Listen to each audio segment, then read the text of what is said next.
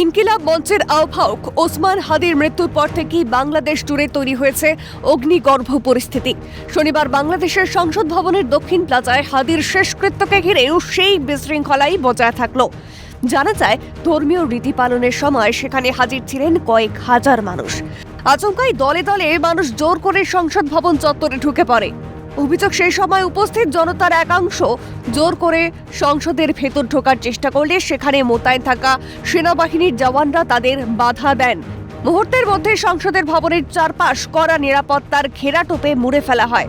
প্রসঙ্গত, ভারত বিরোধী মন্তব্য করে শিরোনামে এসেছিলেন হাদি। শনিবার তার শেষকৃত্যে উপস্থিত ছিলেন বাংলাদেশের অন্তর্বর্তী সরকারের প্রধান উপদেষ্টা মোহাম্মদ ইউনূস, ছিলেন সেনাপ্রধান জেনারেল ওয়াকার উজ্জামানও।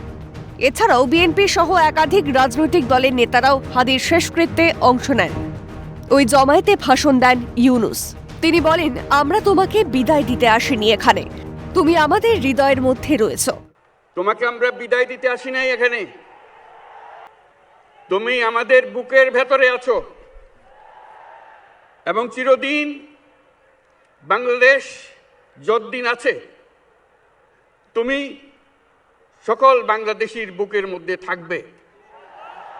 এটা কেউ শোনাতে পারবে না। বিদায় দিতে আসিনি, তুমি আমাদের বুকের ভেতরে আছো, হাদির জানাজায় প্রধান উপদেষ্টা। এদিকে হাদির শেষকৃত্যের পর পদ্মাপাড়ের পরিস্থিতি কিছুটা স্বাভাবিক হয়েছে বলে মনে করছেন ভারতীয় পর্যবেক্ষকেরা।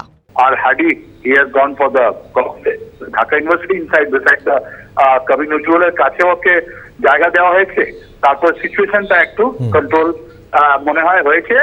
পড়শি দেশের এই সাম্প্রতিক ঘটনাক্রম নিয়ে উঠছে প্রশ্ন, বাংলাদেশের সাধারণ নির্বাচনকে বানচাল করার জন্যই কি পরিকল্পিতভাবে এই বিশৃঙ্খলা তৈরি করা হচ্ছে?